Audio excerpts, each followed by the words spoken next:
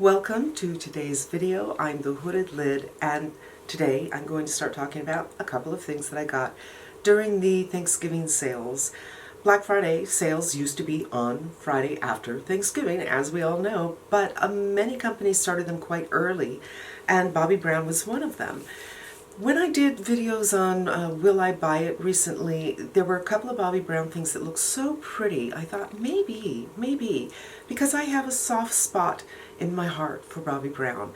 When I first started, not when I very first started, but soon after I started working, this brand came out, or I became aware of it, and I bought Bobbi Brown's book, and I wrote notes on them, and I just feel like, instead of making me feel bad about myself, which the magazines I had been reading, kind of that's their deal, you know, Harper's Bazaar and Vogue, they're not there to celebrate you, they're there to make you feel bad about not being tall enough, or thin enough, or pretty enough, or rich enough, you know what I mean? And Bobbi Brown, her aesthetic was, you are beautiful, you just need to emphasize what you have. And she wasn't into a big heavy look, and she was really quite a breath of fresh air for the time. And it was perfect for a young working woman who just wanted to look as good as they could without making a big deal out of it. And that's what this brand means to me. That aesthetic is not something that is holding right now, when the really big brands, the brands that everybody's talking about, are Pat McGrath and Natasha Denona. And while you can get daily looks out of Natasha Denona palettes for sure, the looks that are all over Instagram and all over YouTube are really big evening looks. But where I live, it's really uncommon, and I live in Los Angeles. I rarely see women wearing a lot of makeup, except for me. Anyway, I got something from Bobbi Brown because she has a place in my heart. This is a new format for them as far as I can tell. It is a quint, and it looks like this. So this looks like it could be a concealer, but it's not. It's a powder. And there are, I think, 5 colorways. The one I got was Warm Cranberry, because I do like the reddish tones. I'm not going to lie, I've shot this already twice, and this is not cranberry, it's terracotta. And that's a problem for me. She has many other pretty colors, but, you know, the word cranberry just screamed at me. And points deducted for that. So we have only 2 mattes here, this one and this one. And this one and this one she's calling metallics, and this one is a Shimmer Wash. Now these metallics, well, let's be honest. Bobbi had a makeup line far before. These are the 2 metallics. Pat McGrath or Natasha Denona did. This is what these 2 metallics look like. And the reason I mention that is because now we have brands that have metallics that are like, boom, they're foils, you know. And there's a lot of people, I think, on YouTube who'd be like, it's not metallic, it's not shiny enough, it's not giving me enough. But I'm going to forgive her calling these metallics, because my guess is these were out before those other brands came out with their really foiled colors. This is the one that she calls Shimmer Wash. And this is a little more pink in comparison to this one. And it's lovely. This is Red Rock, which, by the way, it really describes this palette far more than Warm Cranberry. And this is, it's a beautiful shade. I'm not saying it's not. I'm just saying it's not what I was thinking I was going to get. And then here. Now I'm not going to name these because the names are on them backwards on the back, and I'm blind. And this is kind of a peachy tone, that color. So let's put them on the lids, and I will tell you about my previous experience with this over the last couple of days. The first thing I'm going to do is this all over. And that's kind of Bobbi Brown's way. She likes to do a base color and then work from there. I don't know if you can see the powder coming off here. It's battery. I made a mess too. I just did a little priming with the Makeup by Mario, just to be fair. And now I will reload and put this on all over. So this is a slightly peachy tone. and will probably show up like almost nothing on me. If you're really, really fair, this will show up as something, and if you're dark, it's going to show up as something too. But it's going to show up really light. You know, also, while we're talking about Bobbi, and I'm not talking about the company as it is now, I think she was one of the first brands to incorporate women of color, Asian women and black women. I do. She was very, very, very modern compared to what else was out at the time. On the website, they show a look for each one of these colorways, and each one has a dark matte and a light matte. And in each one, they use this color for lining the eyes. The first time I used it up here, and it was a little too much. Not gonna lie. It's a little too dark. So my choices for receding my hood, which is something I have to do, are unfortunately a metallic. And this one is too light. It's just going to reflect too much light and make my hood more prominent. So I have to go in with this one. So I'm going to take a small fluffy brush from Smith, who did have a sale. And I thought, oh, I don't know, because I feel like I don't have a lot of face brushes. I thought maybe I'll get some face brushes, and I just, you know, I'm such a procrastinator. I look at things, I'm like, I don't know. What about this? What about that? What about the other thing? And before I know it, the sale is over. Because then I'm like, well, I don't need anything. And then, like, you know what? Yeah, I do. So I'm using a light hand with this. These are pigmented. They are dusty, but they work well. And because it's not really a metallic, it works okay. It's giving me a little bit of depth. I am just going to pull here because I have this nice little cluster of wrinkles that most shadows are not doing well with right now.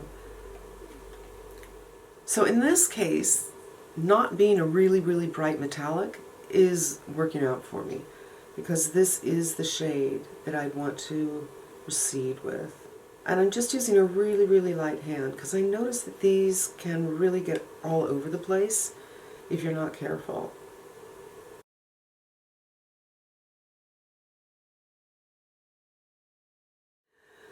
All these shades are so similar to each other. I guess on my hand it doesn't seem like they are, but on the eye they are. So where do I go from here? I'm going with this lighter metallic, and I'm going to do the inner, not quite third, inner quarter maybe, just to open everything up.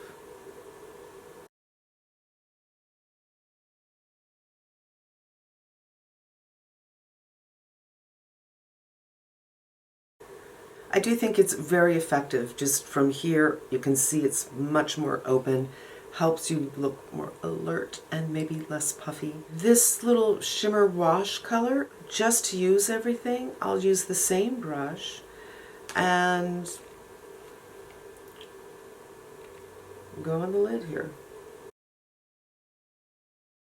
Now, because I don't have too much lid that shows when my eyes are open, I'm just not sure that this works for me, but I don't feel like I have a lot of choices of what to do with this. And I'm feeling like, well, this isn't much of a look. And I'm thinking that it's really just the fact that these colors are so darn similar to each other. So I'm going to take my tip, and I made a bit of a mess here, and do kind of lining next to the lash line situation.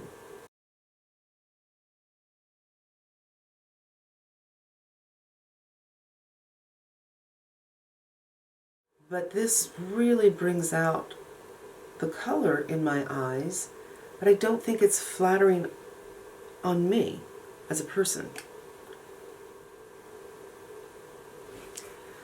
So that's kind of what you got. I don't know. I'm like, okay, whatever. Sometimes the depth of tone of the colors dictate what you do with them, especially if you're using a quint. And it doesn't necessarily mean it's what's best for your eye shape. I just feel like my eyes look so teeny since I did that one little thing. I'm going to take this smaller brush and go back into that and mix it with this creamy color and kind of go into my so-called crease area and pull it out a little bit.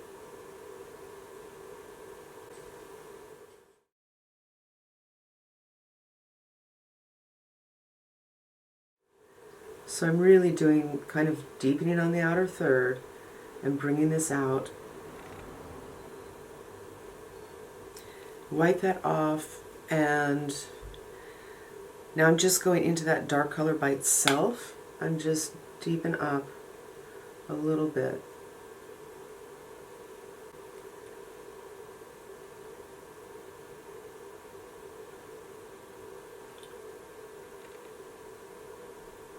And that is pretty much it. I feel like I feel like my lids look super heavy today, and that could be because I used one of these metallic shades on the hood. It could be because my lids could be heavy today. Looking at my eyes, it feels kind of amorphous and kind of hazy, and it kind of all went into each other. Now that is a look I happen to love. Except when I do a look like that purposefully, it's like 2 colors and 2 minutes. Where this was, you know, quite a few minutes, and I really tried to be articulate about it. And the truth is, it just doesn't look like I did, because I believe it's either the colors or it's the colors as they relate to my kind of eyes. So I'm just going to blend this together, because that's pretty much what it looks like I have. The powders are fine. They are pigmented. I'm not so sure about the design, about the curation of this palette. I'm not sure that it was great, or that it's, I don't know. I don't know how to put this. I'm just going to do my brows, and I'll come back and do Suku on my cheeks. My God, I did it again, you guys. I went to go wet this, and I started talking. So I wet this and did my under eyes, and the color isn't great for me. And I finished my brows, and then I went into my Suku palette. I did a video yesterday, or posted it yesterday. This palette I love so much. So the colors I used are this one on the fronts of the cheeks, so from here over. And it just does have enough pinkiness to bring some life to your face. And then I used just a touch of this one right here. I do believe if you are my color, you can use all the colors in here. If you're paler than me, you might be limited to these 4. And if you are darker than me, you can use everything. I think this could work on so many skin depths of tone, and maybe even undertone. Hard to say, but this is what's on my cheeks. Then I thought I'd go for something with lips that has some tension.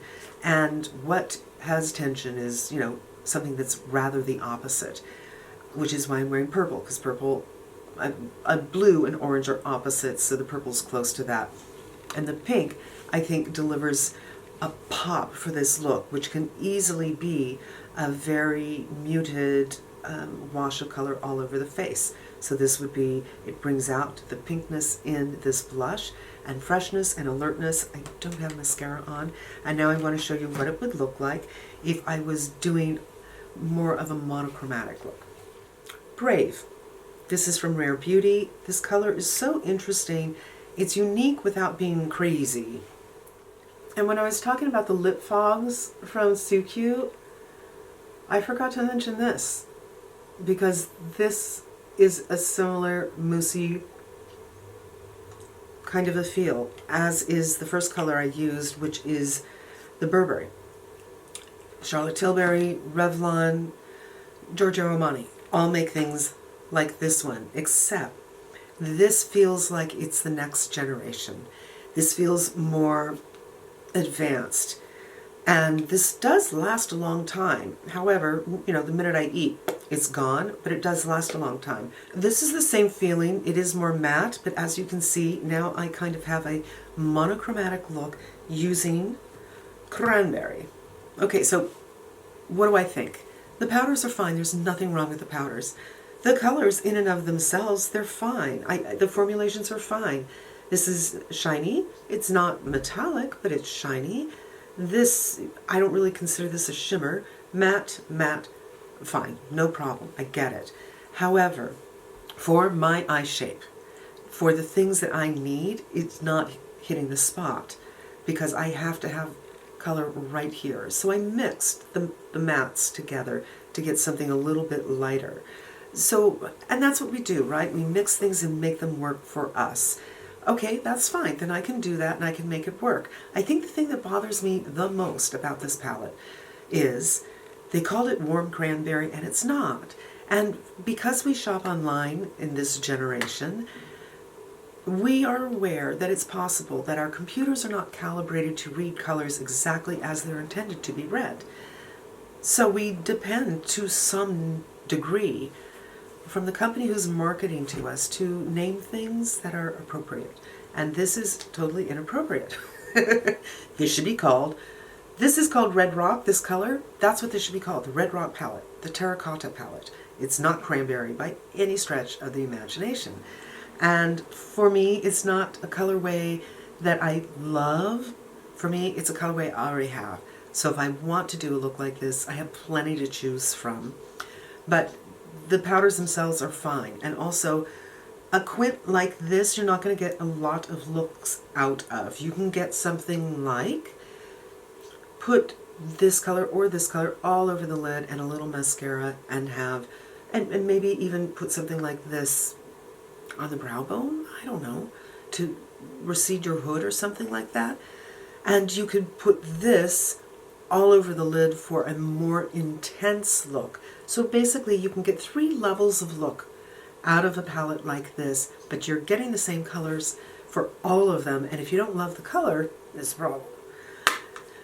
So for me, I'm kind of disappointed in that, but it's just a color situation. So I'm going to put on a little mascara. I'm going to turn this off and hope that I'll turn it on again. Voila! And that is it, you guys. That's the full face.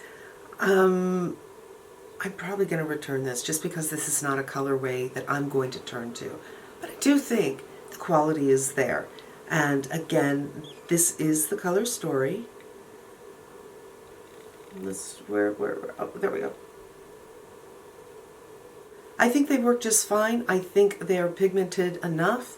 I think that they are easy to manipulate.